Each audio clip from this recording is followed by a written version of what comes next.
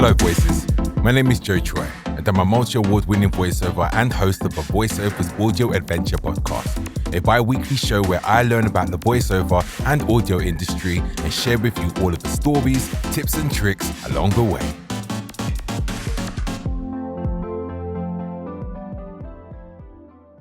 What's the first thing that comes to mind when you think of freelance websites? For me, it's being my own boss. For a lot of us, freelance sites stir up mixed emotions, or you might not know what they are. A freelance website is a site where you can earn money for providing a service. It could range from script writing, singing, marketing, or even bookkeeping. On today's adventure, I'll be talking to you about my experiences with freelance sites, exploring how to use them and how you can utilize them in your voiceover career. In the previous episode, I told you how I got my demo together. Once I had the demo, I was ready to go.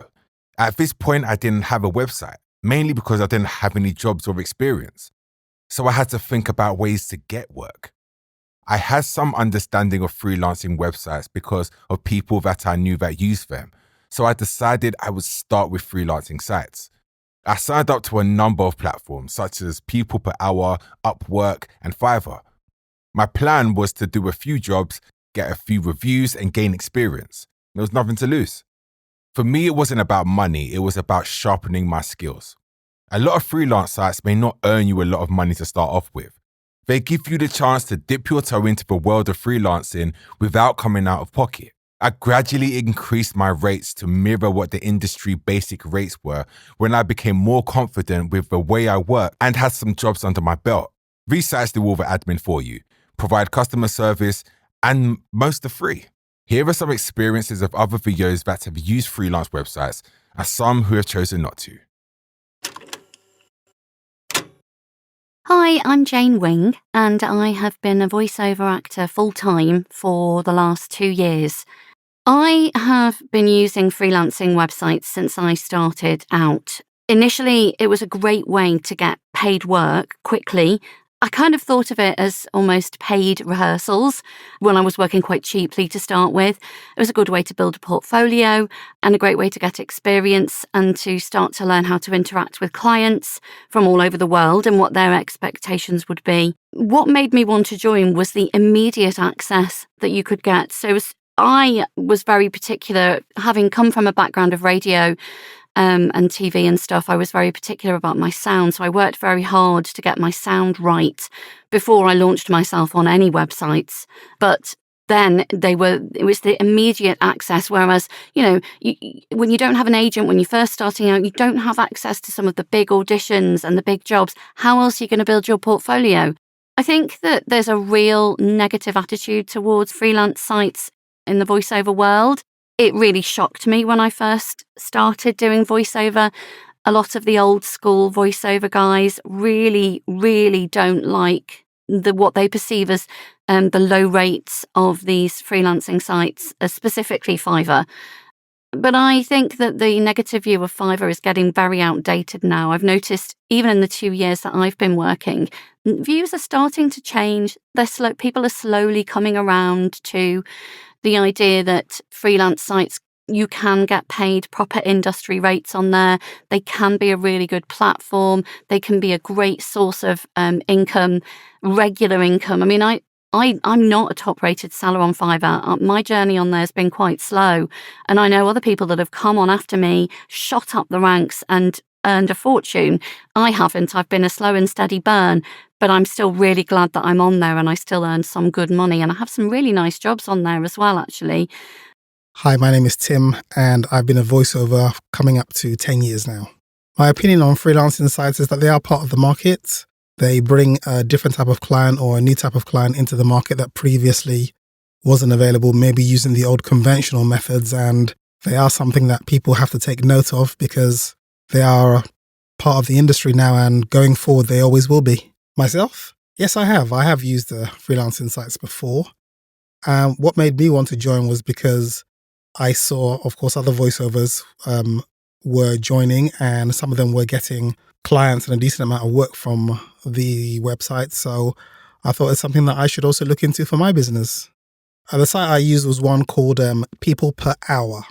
No, I'm no longer on that site. The main reason why is because the way the site operates, or the way it operated back then, didn't really fit into the ethos of how I wanted to run my business, and the rates also predominantly the rates weren't that great, and I found that I was getting better rates through my own direct marketing with clients as opposed to being on that site. So that's why I'm no longer on it. My first gig, it took me, I think it was just over 2 months before I was able to secure my first gig on that website. Oh, I'm not really sure. I mean, different people have different opinions, different reasons. Some people might not use them because maybe some freelancing sites for creatives might have a bad reputation in terms of, whether it's the type of clients or the type of work that you get on there. Other people, it might be just based on the fact they've had other people say these sites are no good, or they might just decide that's not for them really. But I guess everyone has their own reasons. Hi, my name is Hannah Gardiner, and I've been a voiceover artist for just coming up to 4 years now. And for the last year and a half, I've been pretty much full-time. So my main experience with freelance websites is just Fiverr, really. I played around with Upwork and a couple of others when I was starting out, but didn't have the same success. Didn't find it as easy to use. The usability didn't feel very intuitive. Whereas I think Fiverr's really cracked that, just in general as a freelance sort of website. So yeah, just Fiverr. So my opinion on freelancing websites probably goes against the majority of those working in voiceover, just because I came into voiceover without the prejudice, I guess, against freelancing websites. And for me, it was how I really found my feet in the industry. So I started getting work through around 2019 from contacts that I'd had in my previous career in digital marketing. And I was finding it really hard to kind of get a lot of work through, and still wasn't really feeling very confident in the work that I was doing. So I went on Fiverr and had no idea how it worked or what the stigma was with it. But it's been fundamental for me in so many ways. So I'm a big fan of freelancing websites, specifically Fiverr. So yeah, I'm still an active user on Fiverr and plan to keep being one. But if you'd asked me that about a year and a half ago, I think my shame and guilt would have denied that I was ever using Fiverr. And also my plan back then was to try and find a way just to not ever get any work from Fiverr, which was mainly because of the reaction that I had to from other people in the industry, kind of saying how bad it was that I was using it or whatever. But now, and especially within the last 6 months, I've worked on my profile to a point where I pretty much get my BSF for most jobs.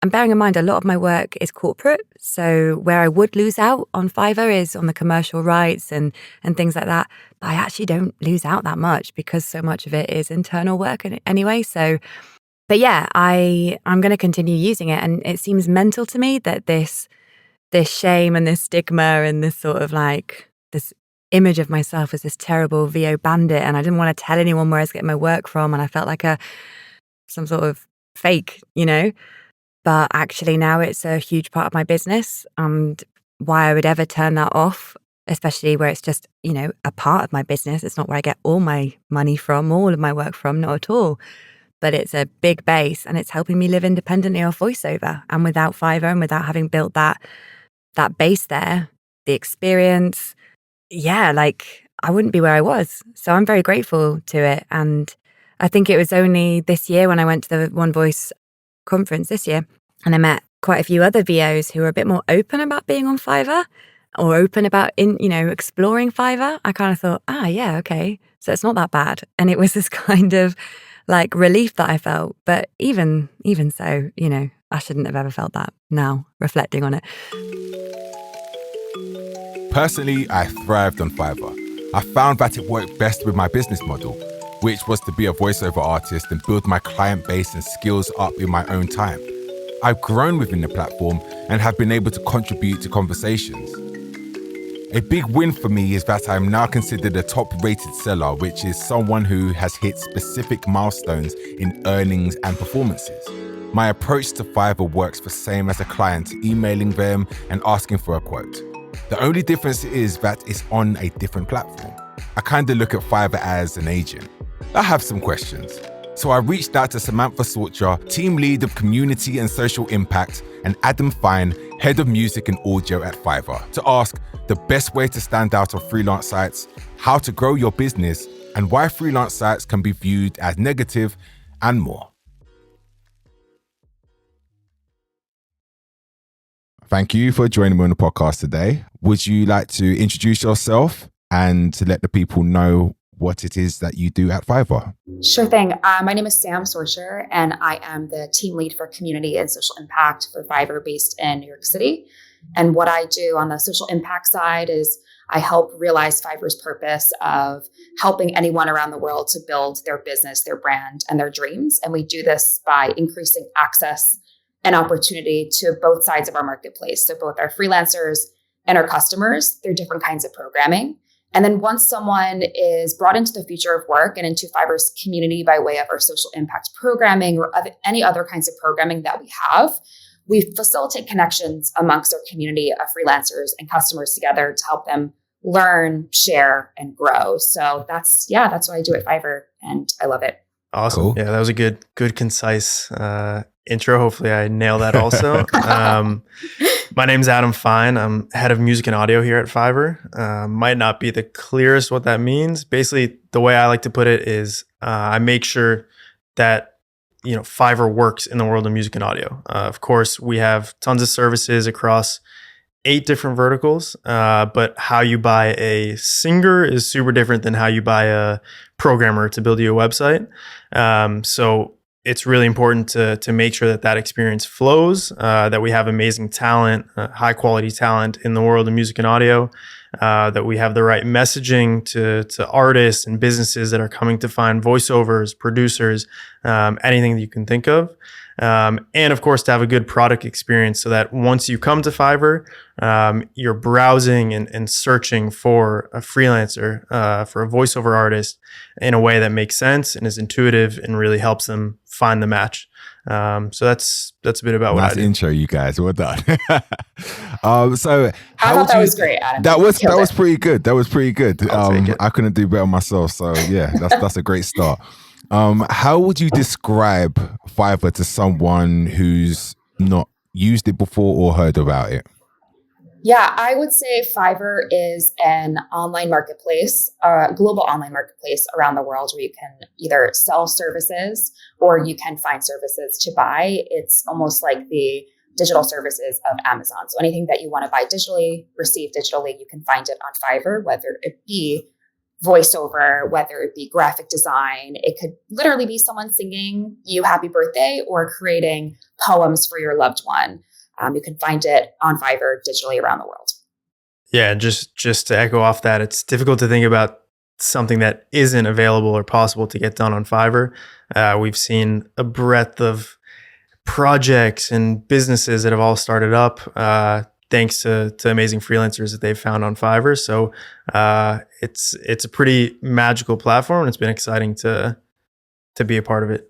As a voiceover on Fiverr, I would like to know, and obviously the listeners would like to know, how many roughly voiceovers would you say are currently on the platform? Yeah, it's a good question. There isn't a one figure that's easy to say because how we track things are different across different areas. But there's well over 10,000 voice artists from across the world, offering over 60 different languages we have now. And if you look at accents, even more than that. So really, it's a wide variety. You can find talented voice artists at any experience level, at any niche or different area of specificity that they are experts in. So we're lucky to, I think we have a voice artist that can fit any business's needs. Obviously, that sounds like such a lot of people doing voiceovers specifically, how can someone stand out above the crowd to get work in such a big pool? Yeah, this is a great question, and one that can span the rest of our conversation for sure. There's a lot. So, you know, if I say something now that you want to dive into a little deeper, feel free. But I'd say there's a few things you can do, and a lot of that is replicating what you do in real life or off of Fiverr. First thing that stands out is really be professional, showcase your experience. I think a lot of voice artists are coming to Fiverr with some experience and with some interesting clients under their belt, interesting projects. And that's first and foremost, that really it's important to put out all the information out there, because, you know, we don't link to your website or you know, you can't take people to YouTube or different places. So it's really important to put as much information in your gig, in your bio, in your gallery. So as many things as possible to both give us, Fiverr, an idea of your experience and what you've done, and of course give customers and businesses, as they're scrolling through, just a bit more information about you. I'd say another thing is basically embracing your niche. Like I said, we're lucky to have thousands of voice artists that consider Fiverr home and a key source of business for them. And because of that, there's a lot of different bases already covered.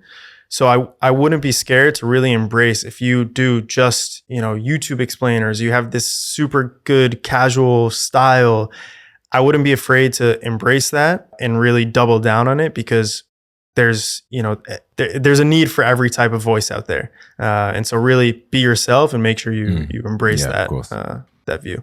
And I would double down on the communication of your profile. Your service does speak for itself, which is the beauty of online marketplaces.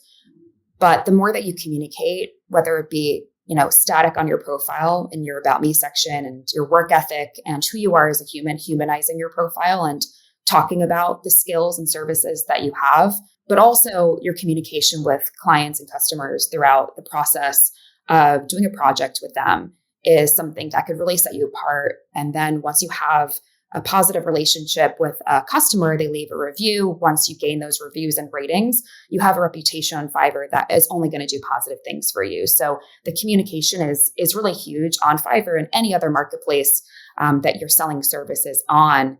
And the other thing is community, the community side of things. You know, your service speaks for itself, but, you know, when you connect with others and you're learning about industry trends and you're hearing best practices from other voiceover artists from around the world, and especially also locally, then you're more likely to, you know, get ahead and stay ahead. And so the community aspect within Fiverr is also huge amongst voiceover artists. And I'm sure we'll get there, but I thought that was so important to the question of, you know, what can set you apart is actually making those connections amongst other freelancers on Fiverr. Yeah, definitely. Because myself as a voiceover, I've used other services, and through those connections, you know, we've ended up working together at later points down the line. And yeah, it's kind of the community grows, and with that, your business grows. So yeah, it's a good point. So what kind of customers would you say use the platform or order from the platform? Yeah, it's crazy, the wide variety of clients and businesses that come to Fiverr. It can be anything from, you know, a company that just released their first product and need a explainer video, to we have McDonald's, Facebook, Uber, Google, really any big company that you can think of. They're coming to Fiverr and getting voice work for their projects. So it's a variety. I'd say most common, not surprisingly, is somewhere in the middle, where it's businesses that are getting content slightly more consistently, video content, or are diving deep into the new world of kind of building out their audio strategy. So a lot of companies are increasingly getting involved in podcasts. So I'd say the average customer is kind of small to medium business, but we've seen plenty of these big companies come on the platform and work with voice artists. When I first started on the site, I had no idea that bigger companies were using it. Like when I first started, I thought, okay, I'm going to get some orders from the guy next door wanting something for his daughter or something like that. And I knew there were some smaller businesses, but yeah, definitely as you grow your business, you definitely get the bigger fish, so to speak, contacting you, which is very surprising. But at the same time, you feel like you've worked so hard to get to a certain point that you should be, entertaining these kind of clients. So yeah, it's definitely eye-opening what you can achieve on the platform. I would definitely say that. That's the exciting thing about offering your services on Fiverr. You can set up your gig. You don't know who might bite. You might get the guy next door just launched a company, but we know that there are these big companies with big budgets increasingly coming to us to look for voice artists. So it's very little risk in kind of getting your foot in the door and building up that profile. And once you have completed a project for a larger company, you can add that to your profile to let others know that that's the caliber that you're at, and these are the kinds of clients that you work with. And looking at your profile, Joe, I know that you've also done that, which is so exciting. And it's great to be able to communicate that on your profile, and also freelancers like to work with all different kinds of clients and have that range of business size or type of industry, or just type of voiceover work that they're working in, and communicating those things on your profile is only going to attract more clients for you going forward. Okay, so I have a question, the big question. So freelancing sites such as Fiverr, obviously, and there's loads of freelancing sites out there, but obviously you can only speak on Fiverr's behalf. Why do you think that they get such a bad rap with specific industries? Now, in the voiceover community, when I started, Fiverr was how I got started, is how I made this my job. And from that, I've developed my business. I still use Fiverr, obviously, to this day, but I've diversified. Now, in my early stages, a lot of people that I was either getting coaching with or my peers were saying, XYZ about Fiverr, and they wouldn't use it for this reason, and other freelance sites. So where did that opinion come from, and how do you think it can be changed? Yeah, this is a discussion I've had many times, and it's something that I am passionate about changing. And I think it's really a misconception, because as we've discussed, and actually as you just mentioned there, I'll get to something in a sec. It's not too accurate, kind of the picture that's painted in the voiceover industry. And I think there are some things that really benefit the voiceover industry. But I think you mentioned a key thing there, which is, as you started, you came to Fiverr, helped you build up experience, and something we've really valued, since the company was founded long before my time here, is offering this flexibility. And we have voiceover artists that are coming with 20 years of experience with companies like BMW under their belt. And great, we offer them a platform to charge however much they want to bring that experience and attract a certain type of clientele. But we also, we offer a platform for beginners to, maybe they just got their Shure SM57, maybe they took a audio production course and are looking to get into it. And some amazing careers have been built off those humble beginnings. I think, if I'm getting your story right, maybe yours is one of them. And so I think really we offer that flexibility for voice artists to kind of charge as they see fit, to do business as they see fit, and really help connect them to businesses around the world that are looking for their services. And so there are, we have this flexible pricing and kind of scaled pricing for any type of project. And because of that, I think we've gotten a reputation in the voiceover industry that is viewed at as a little bit cheaper. But again, I think it's key to frame that in the sense that we have a wide variety of experience on the platform, wide variety of projects. So it's a notion that I challenge and I think is changing slowly. But at the end of the day, what we want to focus on is making sure, sorry about that. We want to focus that voice artists coming to Fiverr are making money. We're bringing the right buyers to them. And at the end of the day, that's kind of what we can do in our control. And I think the industry will slowly adapt. And we've seen some old players in the space kind of embrace the Fiverr model and the magic of being able to hire someone on demand, which is a magical moment. We've seen more companies in the voiceover space embrace that, and I think that notion is changing slowly. Yeah, it's definitely a polarizing topic, and as Adam mentioned, it's talked about a lot. It's not gone unnoticed, or it's something that we care about a lot, is to make sure our voiceover artists feel that it's not only an equitable experience on the platform, but that they're selling their services for the quality and the hard work they put into refining this really incredible skill. And the other side of that is, on the social impact side, is that we are democratizing access to be able to sell your service around the world, which naturally increases, the supply on any marketplace, which is, always going to be a little bit of a challenge, but it's something that Fiverr also cares about, is making sure that Fiverr as a marketplace is accessible to, as Adam mentioned, someone who has honed in and is quite experienced, to someone who is just starting out, so they can get to where you are now, Joe. And so that's equally as important to us. And we've also seen so many people rise and become successful, like yourself and like so many other voiceover artists that I'm connected to on a day-to-day basis. But absolutely something that's on our mind, and we're trying to change. And I know recently there's been, to my knowledge, I think there's a couple coming up in the UK anyway, community group gatherings. Could you explain more about these community gatherings and what they are, and how many more will be coming up in the future? Yeah, it's the part of my job that makes me smile from the inside out, because the community at Fiverr is really led by the community itself. So people raise their hands and they say, I'm really interested in connecting with others. And it could be based on anything related to their skill, their motivation. It could be based around their identity as a person, whether that be, the skill that they sell on Fiverr, or where they live, or something that they believe in to be true to themselves.